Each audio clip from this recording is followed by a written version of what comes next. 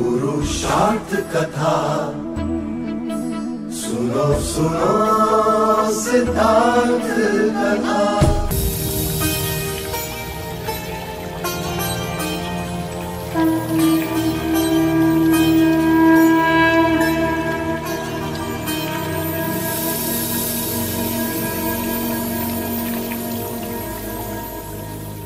जय Bhim, नवबुद्धाय। Buddhist India YouTube चॅनलवरती आपलं सर्वांचं स्वागत करत आहोत। आपण जर का या चॅनलवरती नवीन असाल तर या चॅनलला सबस्क्राइब जरूर करा आणि लोकांपर्यंत शेअर जरूर करा। आज मित्रांनो, आज ऐतिहासिक ठिकाणी जाण्याचा निश्चय केलेला आहे। महाराष्ट्राच्या ऐतिहासिक ठिकाणी एक महत्त्वपूर्ण अशा लेण्यांची भेट घेण्यासाठी जाणार आहोत। अनेक वेळा रायगडवरती गेल्यानंतर या लेण्यांची भेट झालेली असते, परंतु आज एका विशिष्ट कारणाने त्या लेणीची भेट घेण्याचा प्रयत्न करणार आहोत। आज माहितीच्या आधारावरती आणि लेणी कशा पद्धतीने त्या ठिकाणी कोरलेली आहे तर याची माहिती घेण्यासाठी आपण जाऊया। तर आता आम्ही रावढल या ठिकाणी निघालेलो आहोत। महाड तालुक्यामध्ये रावढल हे देखील ऐतिहासिक ठिकाण आहे, ज्या ठिकाणी आद्य समाजसुधारक गोपालबाबा वलंकर यांचं कार्य ठिकाण आहे। या ठिकाणाहून त्यांनी अनेक समाजकार्याची कामं केलेली आहेत।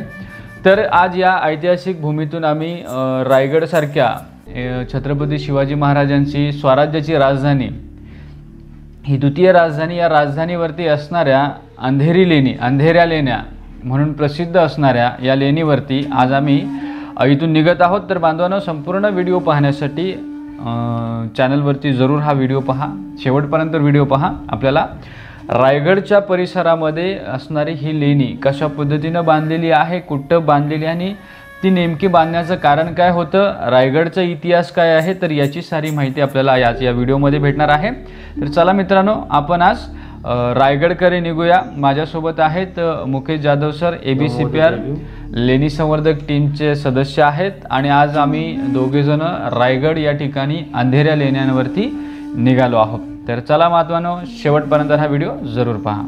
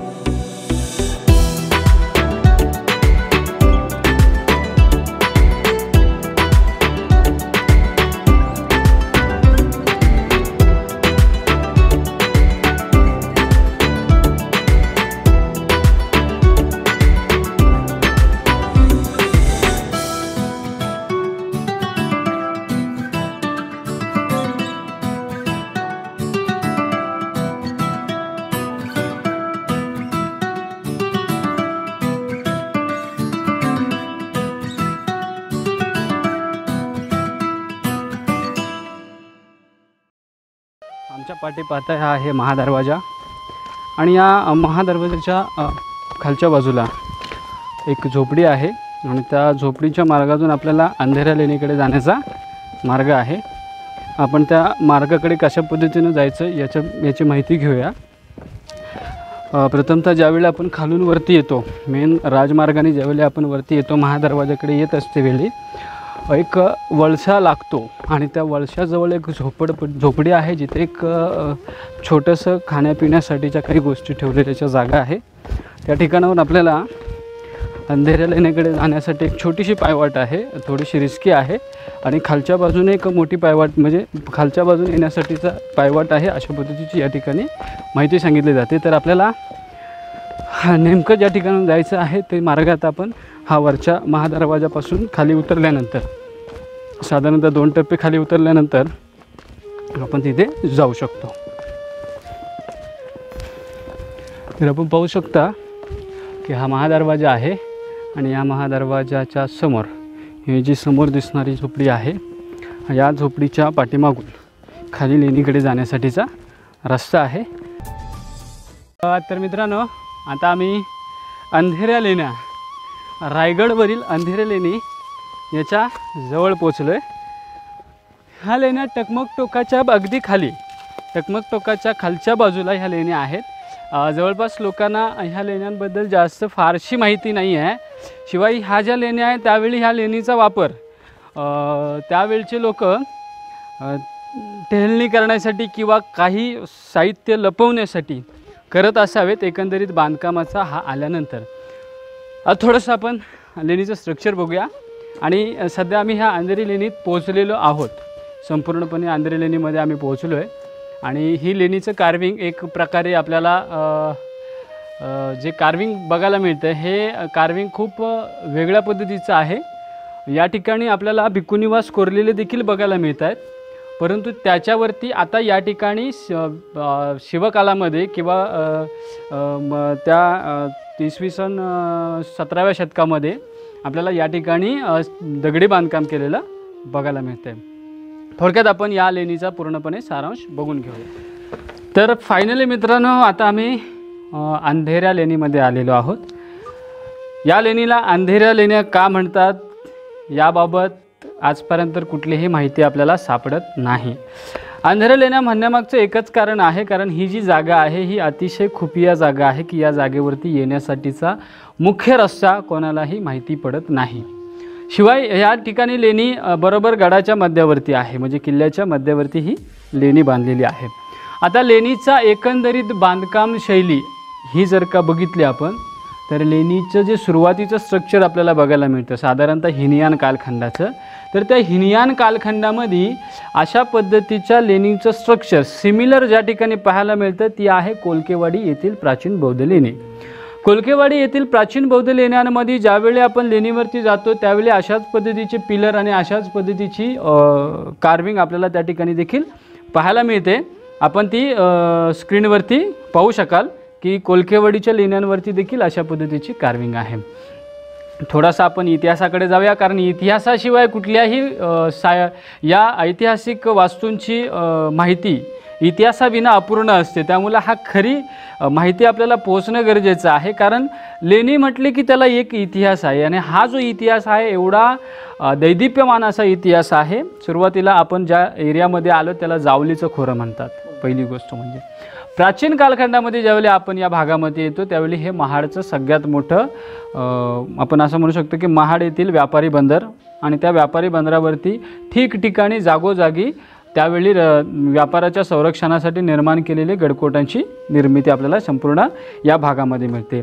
आपण जर का बारकाईने निरीक्षण केलं तर या महाड या ज्या किल्ल्यावरती आपण आज आलेलो आहोत त्याला आज रायगड म्हटलं जातो. प्राचीन कालखंडामध्ये त्याला रायरी म्हटलं जायचं.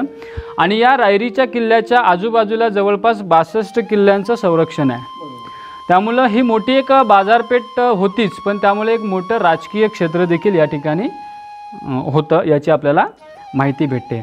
साधारणतः इसवी सन पूर्व 3ऱ्या शतकापासून ज्यावेळी सम्राट अशोकाच्या अधिपत्याखाली हा प्रदेश होता, मौर्य कालखंडामध्ये खऱ्या अर्थानं या स्थापत्य शैलीचा उगम झालेला आहे. लेणी स्थापत्यशैली ही हिला एक लयन पद्धत देखील म्हटली जाते आणि लयन पद्धत म्हणजेच ही आजची आपली लेणी आहे। तर या स्थापत्यशास्त्राचं या स्थापत्य कलेची निर्मिती सम्राट अशोकाच्या कालखंडापासून सुरू झालेली आहे आणि सम्राट अशोकानं ज्या ज्या ठिकाणी लेणी निर्माण करण्यासाठी प्रयत्न केलेला आहे ती पहिली लेणी बाराबार केव आणि बाराबार केव्समध्ये ज्यावेळी आपण जातो त्यावेळी आपल्याला देखील अशा पद्धतीचं स्ट्रक्चर बघायला मिळतं। फक्त बाराबार टेकडीवरती जो दगड आहे हा ग्रॅनाइटसारखा दगड आहे आणि तो चकचकीत आहे। आणि ज्यावेळी आपण दक्षिण भारतामध्ये येतो त्यावेळी महाराष्ट्रामध्ये खास करून सह्याद्रीचा डोंगर आणि सह्याद्रीमध्ये असणारा ज्वालामुखीचा हा दगड। आता या ज्वालामुखीपासून तयार झालेला हा दगड अतिशय कार्विंग करण्यासाठी उपयुक्त आहे, परंतु काही ठिकाणी मुरुमाचा प्रभाव जास्त असल्यामुळं काही ठिकाणी लेणी आपल्याला अर्धवट बघायला मिळतात। आता या ठिकाणी जे आपण लेणी पाहता ही लेणी देखील अर्धवट कोरलेली आहे। जर का आपण बारीक निरीक्षण केलं तर या बाजूला खूप मोठ्या पद्धतीचं एक निवास कोरलेला आहे, म्हणजे याला भिक्खू निवास आपण म्हणू शकतो, परंतु हे काही कारणास्तव पडलेलं आपल्याला दिसतं आणि त्याच्यावरती 17व्या शतकामध्ये या ठिकाणी हे बांधकाम झालेलं आहे। परंतु ही लेणी त्या कालखंडामध्ये अस्तित्वात होती याचे हे ऐतिहासिक पुरावे आपल्याला बघायला भेटतात। आपण जे पाहतोय तर या लेणींच्या माध्यमातून एक इतिहास उजेडा देतो, तो इतिहास या संपूर्ण परिसराचा इतिहास बाहेर येतो आणि या इतिहासामध्ये रायरीचा किल्ला हा 17व्या शतकामध्ये शिवाजीराजांच्या अधिपत्याखाली येण्याआधी चंद्रराव मोरे हे जावळीचे राजे म्हणून शिवाजीराजांनीच त्यांना गादीवरती बसवलं होतं, परंतु चंद्रराव मोऱ्यांनी गद्दारी केल्यानंतर या ठिकाणी शिवाजीराजांनी हे जावळीचं खोरं कब्जा केलं। त्यानंतर चंद्रराव मोरे हा जावळीमधून फरार होऊन रायरीच्या किल्ल्यावरती येऊन लपला आणि मग रायरीचा किल्ला शिवाजीराजांनी ताब्यामध्ये घेतलेला आहे। शिवाजीराजांनी ज्यावेळी रायरीचा किल्ला ताब्यामध्ये घेतला त्यावेळी साहजिकच ह्या वास्तूंचा त्या ठिकाणी अस्तित्व होतं। जर आपण पाहिलं तर दगडामध्ये कोरलेल्या पायऱ्या असतील, त्यानंतर दगडामध्ये कोरलेली ही अशा पद्धतीची लेणी असतील, तर हे रायरीच्या किल्ल्यामध्ये असणाऱ्या ह्या लेण्यांचं अस्तित्व आपल्याला बघायला मिळतं। चक्रवर्ती सम्राट अशोकाच्या कालखंडानंतर जो सातवाहनांचा महत्त्वपूर्ण कालखंड येतो, या सातवाहनांचा ज्याला आपण पराक्रमी राजा म्हणतो, सम्राट म्हणतो, तो आहे गौतमीपुत्र सातकर्णी आणि या गौतमीपुत्र सातकर्णीच्या राज्यामध्ये अपरांताचा भाग अर्थात संपूर्ण कोकण पट्टा जो आहे हा गौतमीपुत्र सातकर्णीच्या अधिपत्याखाली येतो आणि गौतमीपुत्र सातकर्णीचा जे अधिकारी वर्ग होता त्यामधील अधिकाऱ्यांना अमात्य म्हटलं जायचं, काही ठिकाणी महाभोज म्हटलं जायचं, काही ठिकाणी महारथी म्हटलेलं आहे। तर अशा पद्धतीचे हे अधिकारी या प्रदेशामध्ये राज्य करताना बघायला मिळतात। आपण ज्यावेळी गांधारपाले बुद्ध लेणीवरती जातो त्यावेळी आपल्याला कानभोय नावाचा जो अधिकारी आहे त्याचं नाव आहे वेणुपाले, तर त्या वेणुपालिताने ती लेणी दान दिलेल्याचा उल्लेख सापडतो। रायगडावरती ज्यावेळी येतो तर हा रायरीचा किल्ला हा संरक्षणार्थ बांधलेला एक किल्ला असावा आणि या किल्ल्यावरती या लेण्यांची निर्मिती ही आपल्याला एक अशा पद्धतीची माहिती आपल्याला भेटते की ह्या ठिकाणी बांधण्यात आलेली लेणी कदाचित त्या कालखंडामध्ये बौद्ध भिक्खूंना राहण्यासाठी किंवा त्यावेळी ज्या ठिकाणी एखाद्या राजाचं अस्तित्व असायचं तर त्या ठिकाणी मोठ्या प्रमाणावरती भिक्खू संघ देखील असायचा। म्हणजे प्रत्येक सम्राटाच्या राजदरबारामध्ये भिक्खू लोकांसाठी विशिष्ट सोय केलेली आपल्याला बघायला मिळते। जर आपण नागपूरकडे गेलात तर आपल्याला रामटेक ज्याला आपण मनसर म्हणतो, मनसर एक्झिबिशनकडे गेलात तर त्या ठिकाणी मनसर एक्झिबिशन हे गौतमीपुत्र यज्ञश्री सातकर्णीचा राजवाडा होता। गौतमीपुत्र यज्ञश्री सातकर्णी हा नागार्जुन भंतेंचा जिवलग मित्र होता आणि या जिवलग मित्र असल्या कारणाने त्याने तो राजवाडा नागार्जुन भंतेंना दिला आणि नागार्जुन हे महायान पंथाचे जनक म्हटले जातात, शिवाय रसायनशास्त्राचे ते जनक आहेत। तर अशा पद्धतीनं जिथे राजाचं अस्तित्व आहे तिथे प्राचीन कालखंडामध्ये बौद्ध भिक्खूंचं अस्तित्व होतं आणि मग त्यांना राहण्याची व्यवस्था म्हणून ठिकठिकाणी किल्ल्यांवरती लेण्या कोरलेल्या आपल्याला बघायला मिळतात। तर किल्ल्यांमध्ये ज्यावेळी लेण्या आपल्याला बघायला मिळतात तर त्याचं कारण एकमेव होतं की त्या कालखंडामध्ये राजांसोबत असणारे जे बौद्ध भिक्खू असायचे, आता ते बौद्ध भिक्खू राजांसोबत त्या सम्राटांसोबत का असायचे, कारण त्याचं एक कारण आहे। बौद्ध सम्राटांना जे बौद्ध सम्राट होऊन गेले त्यांनी जे दुःखमुक्तीचा मार्ग तथागतांनी दिला तो बौद्ध भिक्खूंकडून लोकांपर्यंत पोहोचलेला आहे आणि मग तो दुःखमुक्तीचा मार्ग आपल्या सैनिकांपर्यंत गेला पाहिजे। आपले सैनिक देखील अशा पद्धतीनेच मैत्री करुणा भावनेनं लोकांपुढे गेले पाहिजे, तरच हा राज्यकारभार जो आहे हा वाढू शकतो, तलवारीच्या जोरावरती राज्य जिंकणं आणि मनुष्य हानी करणं किंवा जीवित हानी करून राज्य जिंकणं हे प्रत्येक माणसासाठी त्यावेळी चुकीचं वाटत होतं, म्हणजे ते योग्यही वाटत नव्हतं. आणि या कारणास्तव महाराष्ट्राभर किंवा नव्हे तर जगभरामध्ये जो बुद्धिझम पसरला तो याच कारणामुळे, कारण लोक प्रेमळ होती, लोकांमध्ये मैत्री भावना निर्माण झाली होती. करुणा मैत्री भावनेनंच लोकांनी या भारतावरती राज्य केलेलं आहे. आणि जवळपास 1200 वर्षाचा हा ऐतिहासिक कालखंड आहे, ज्या कालखंडामध्ये आपल्याला तलवारीच्या जोरावरती राज्यकारभार न चालवता मैत्री आणि करुणेच्या जोरावरती राज्यकारभार चालवलेला मिळतो. आणि त्याच कालखंडामध्ये आपल्याला कोणत्याही पद्धतीच्या चुकीच्या गोष्टी पाहायला मिळत नाही. ना बलात्कार आहे, ना खून, दरोडा, चोरी अशा पद्धतीची कोणतीही घटना आपल्याला या इतिहासामध्ये बघायला भेटत नाही. तर हा दैदिप्यमान इतिहास जो लपवला गेला आहे, हा लपवलेला इतिहास असाच आपल्याला उघड बघायला मिळतो, जो आज आपल्याला या लेणीमध्ये बघायला मिळतो.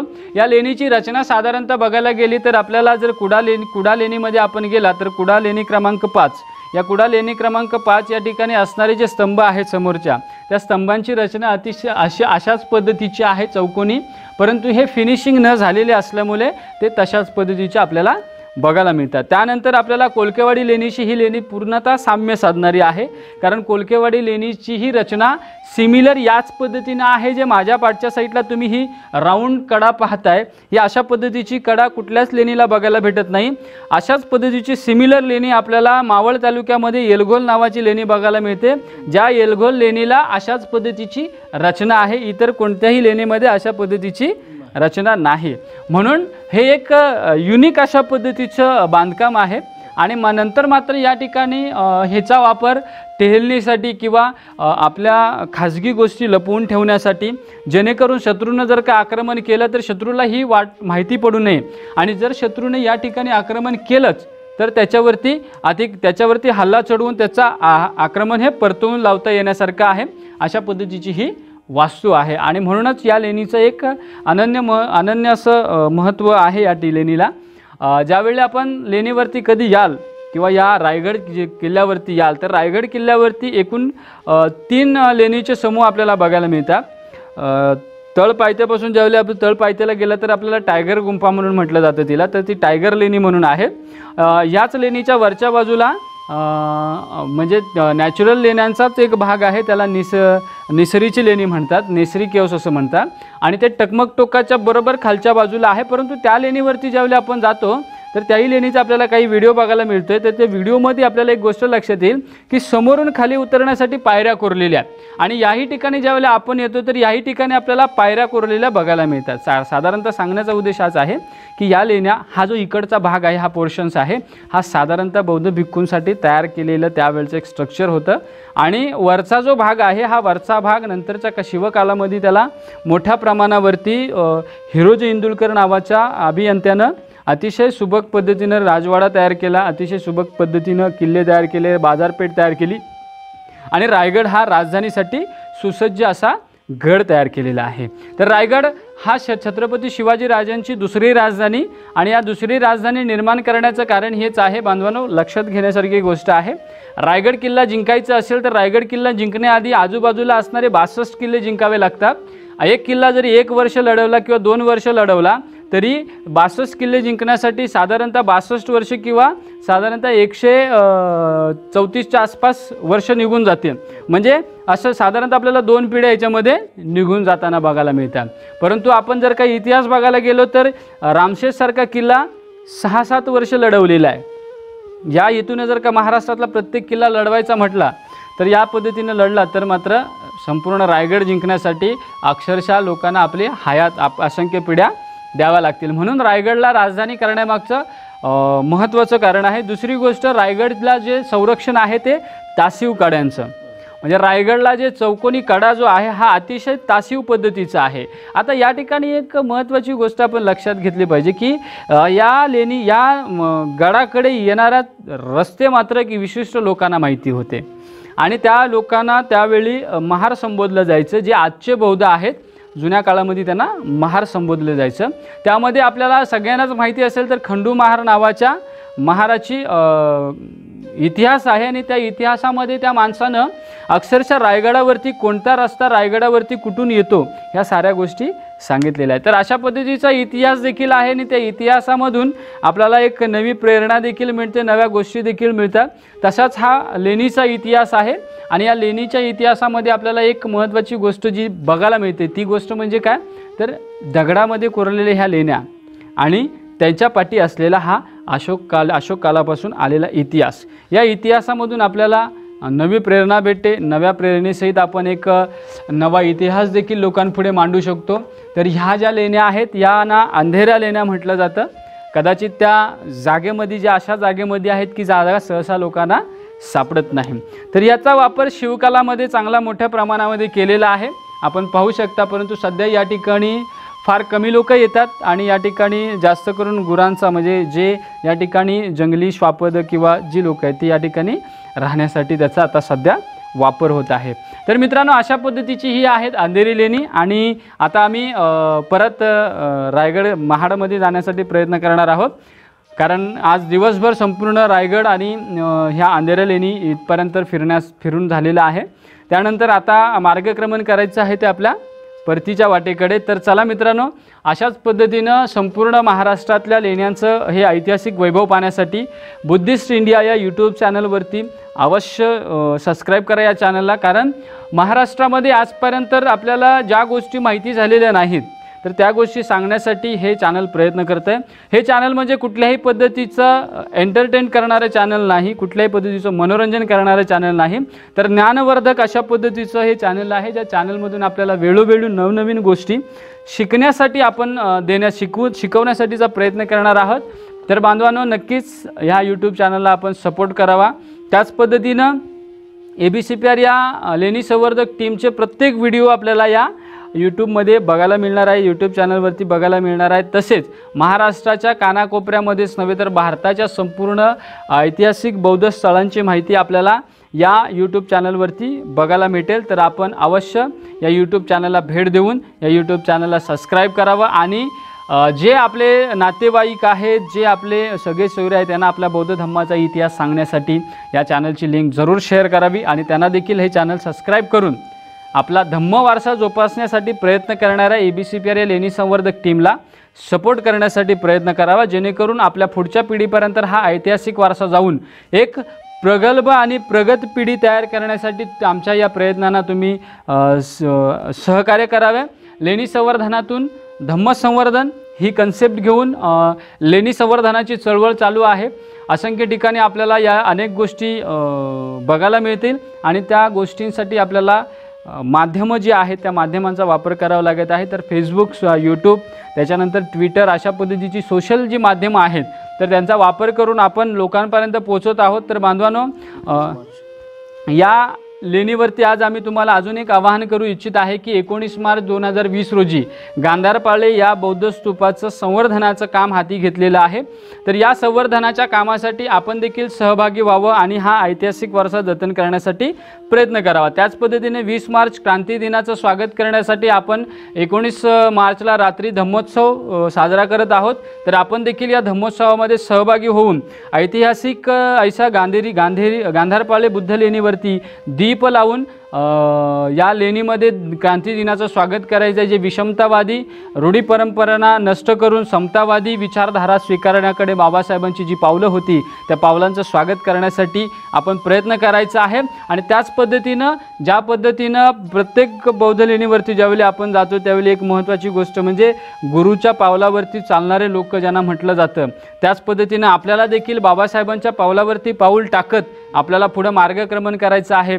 तर ही आपली विचारधारा आहे आणि या विचारधारेमधून आपण प्रयत्न करूया. तर बांधवांनो, हा व्हिडिओ आता आम्ही या ठिकाणी थांबवतोय.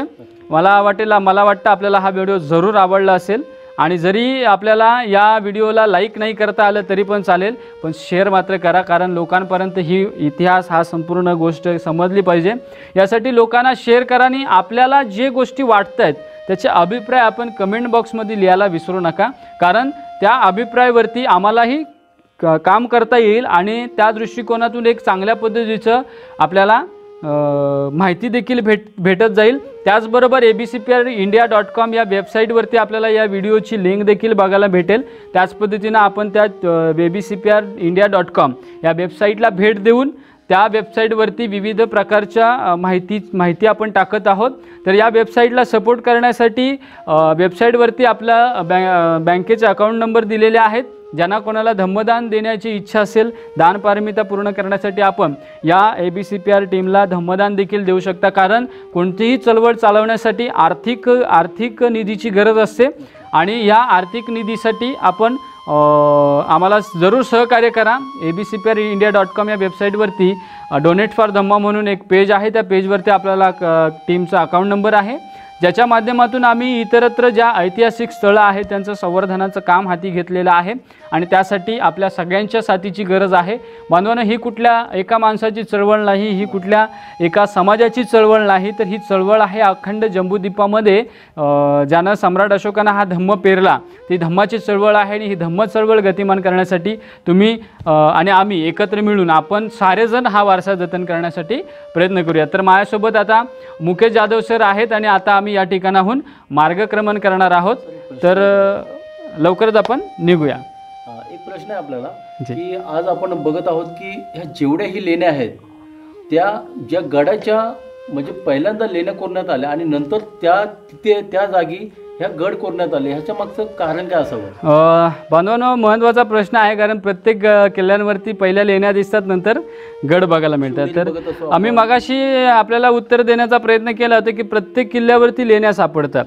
मग त्या लेण्या निर्माण करण्याचं कारण हेच होतं की ज्या कालखंडामध्ये ज्या किल्ल्यांवरती राजाचं अस्तित्व असायचं त्या राजाच्या सोबत बौद्ध भिक्खूंचा मोठ्या प्रमाणावरती वावर असायचा आणि त्या बौद्ध भिक्खूंच्या राहण्यासाठी लेण्यांची निर्मिती प्रत्येक गडाच्या मध्यावरती केलेली आहे। ना गडाच्या वरती आहे ना गडाच्या खाली आहे, प्रत्येक गडाच्या मध्यावरती आपल्याला लेणीची निर्मिती बघायला मिळते। त्याचं एकमेव कारण असं आहे की बौद्ध भिक्खूंना ज्यावेळी वर्षावासाचा कालखंड आहे त्यावेळी या ठिकाणी ते ना किल्ल्यावरती आहे, त्या गडबडाट गोंधळाचा त्यांना आवाज आहे, ना खाली वस्तीतील लोकांचा आवाज आहे। म्हणजे ही एक पद्धत आहे जी बौद्ध भिक्खूंना राहण्यासाठी निर्माण केलेली आहे। आणि प्रत्येक किल्ल्यावरती पहिली लेणी सापडतात, नंतर किल्ला झालेला आहे। आणि किल्ला यासाठीच झाला की त्या ठिकाणी बौद्ध भिक्खूंना राहण्याची व्यवस्था केल्यानंतर राजा आपलं अस्तित्व त्या ठिकाणी राहण्यासाठी करत असे। अशा पद्धतीचा मोठा इतिहास आहे, जेवढा आपण सांगण्यासाठी प्रयत्न करू तेवढा कमीच आहे। महत्त्वपूर्ण ही माहिती दिली आहे, कारण हे नक्की रिझन माहिती असावं, कारण प्रत्येक जिथं आपण गड बघतोय तिथे ह्या लेण्या आहेत आणि इव्हन आपण जी कोलची लेणी बघतोय तर तिथं तर अक्षरशः मला म्हणजे माहितीप्रमाणे तिथं संभाजी महाराज राहून गेलेत अशा पद्धतीची पण माहिती मिळत आहे।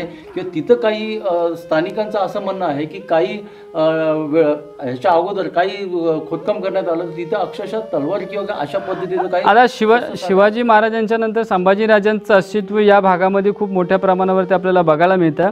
आणि संभाजी राजांची पावलं ही आपल्याला ज्यावेळी इतिहासाकडे जातो तर या ठिकाणी आपल्याला संभाजी राजांची पावलं मात्र या बुद्ध धम्माकडे वळताना बघायला मिळतात।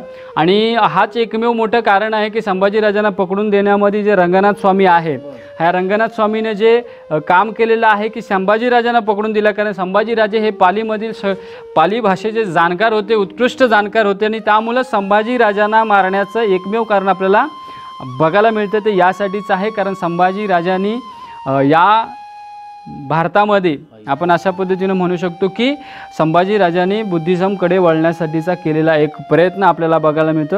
आता काही लोकांसाठी हे एक वेगळी संकल्पना वाटेल की ह्या काहीतरी चुकीचा इतिहास तर सांगू लागले नाहीत ना, परंतु ज्यावेळी आपण सत्य इतिहासाकडे जाऊ, सत्य इतिहास शोधण्यासाठी प्रयत्न करू त्यावेळी मात्र आपल्याला ही पावलं बघायला मिळतात। कारण सम्राट म्हणजे ज्याला आपण असं म्हणू शकतो की चक्रवर्ती सम्राट अशोकानं ज्या ज्या गोष्टी सांगितलेल्या आहेत त्या गोष्टींचं इम्प्लिमेंट करण्याचं काम हे आपल्याला पुढं शिवाजी महाराजांकडून नंतर संभाजी राजांकडे वळताना दिसतं। आणि संभाजी राजांचं खास करून जे बालपण आहे हे बालपण अक्षरशः ज्या लोकांमध्ये गेलेलं आहे ते लोक पूर्वीचे आज ज्यांना आपण आज महार म्हणतो ते पूर्वीचे बौद्ध होते, नंतर महार, नंतर आज जे बौद्ध झालेले आहे। तर असा हा मोठा इतिहास आहे आणि या इतिहासामागं ज्यावेळेला आपण जातो त्यावेळी संभाजीराजे नक्कीच असंख्य लेण्यांमधून फिरलेले आहेत। कारण आपल्याला कोल लेणीमध्ये संभाजीराजे वास्तव्य केल्याच्या नोंदी आपल्याला सापडतात, ज्यामध्ये त्यांच्या नाणे आपल्याला त्या लेणीमध्ये सापडतात. सापडलेलं आहे ते तिथे आहेत, आजही त्याचे एव्हिडन्स आपल्याला बघायला मिळतं. तर हा एक इतिहास आहे आणि म्हणूनच प्रत्येक लेणीमध्ये हे अशा पद्धतीचं स्ट्रक्चर, किल्ल्यांमध्ये लेणी आणि लेणीनंतर किल्ला, असं एक मोठं स्ट्रक्चर आपल्याला बघायला मिळतं. तर बांधवांनो, हा एक इतिहास आहे आणि या इतिहासाचं जपणूक करण्यासाठी आपण सगळेजणांनी प्रयत्न करावा. तर नक्कीच आपण या चॅनलला सपोर्ट करण्यासाठी आपण ABCPR टीमला सपोर्ट करू शकता आणि ABCPR टीमच्या माध्यमातून आपण हा धम्म चळवळीला गतिमान करण्याचा प्रयत्न करतो. तर बांधवांनो, नक्कीच या चळवळीला आपण सहकार्य करावं. abcprindia.com वरती जाऊन आपण माहितीसाठी आपण त्या ठिकाणी जाऊ शकता. तर चक्रवर्ती सम्राट अशोकाच्या कारकिर्दीवरती आपली एक वेब सिरीज देखील सुरू झालेली आहे, जी आपल्या वेबसाईटवरती सुरू आहे. लिखाणाच्या सम्राट अशोकाचं महत्त्व आपण त्या वेबसाईटवरती मांडत आहोत. तर नक्कीच आपण ते जी वेब सिरीज आहे, ज्या वेब पोर्टलवरून आपण चक्रवर्ती सम्राट अशोकाची माहिती लिखित स्वरूपामध्ये देत आहोत, तर ती देखील वाचायला विसरू नका. कारण वाचन केल्यामुळेच आपल्याला खऱ्या अर्थाने चक्रवर्ती सम्राट समजणार आहे. चक्रवर्ती सम्राट अशोकाच्या बहुतांश शिलालेखांची माहिती आपल्याला ABCPR या वेब पोर्टलवरती स्टेप बाय स्टेप बघायला मिळणार आहे. तर नक्कीच बांधवांनो, या अशा महत्त्वपूर्ण चळवळीला जिवंत ठेवण्यासाठी प्रयत्न करावा आणि abcprindia.com हे वेब पोर्टल सातत्यानं चालू राहण्यासाठी देखील त्याच्यासाठी गरज असते ते आर्थिक निधीची, आणि ही आर्थिक निधीशिवाय कोणत्याही पद्धतीचं काम होत नसतं. तर आपण नक्कीच आर्थिक सपोर्ट जितका कराल तितकं हा धम्म चळवळ आम्ही गतिमान करण्यासाठी प्रयत्न करू. शिवाय आपली सोबत असेलच, त्याच्याशिवाय आपण ह्या गोष्टी करू शकत नाही. तर प्रत्येक गावागावामधून अशा पद्धतीची आम्हाला जर का माणसं भेटत गेली तर हा धम्म चळवळ आपण नक्की जिवंत करू शकतो. तर चला बांधवानो, पुढच्या व्हिडिओसाठी एक नवीन माहिती, नवीन लेण्यांची माहिती आणि एका विशिष्ट पद्धतीने आपल्याला वेगळ्या लेण्यांची माहिती आपल्याला पाहण्यासाठी ABCPR इंडियाचं abcprindia.com या वेब पोर्टलचं एक अधिकृत यूट्यूब चॅनल म्हणून आपण बुद्धिस्ट इंडिया आणि ABCPR लाईव्ह यामधून आपल्याला जे भारताच्या बाहेरून लोक इंडियामध्ये येत असतात तर त्यांच्या मुलाखती, त्याच पद्धतीनं ABCPR टीम ज्या ठिकाणी काम करते तर त्या कामाच्या न्यूज आहे, तर याची माहिती आहे.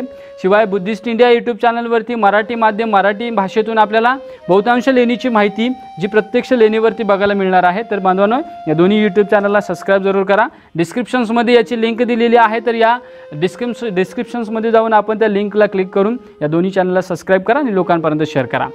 तोपर्यंत भेटूया नवीन माहितीसह, नवीन व्हिडिओसहित. जय भीम, नमो बुद्धाय. जय भीम.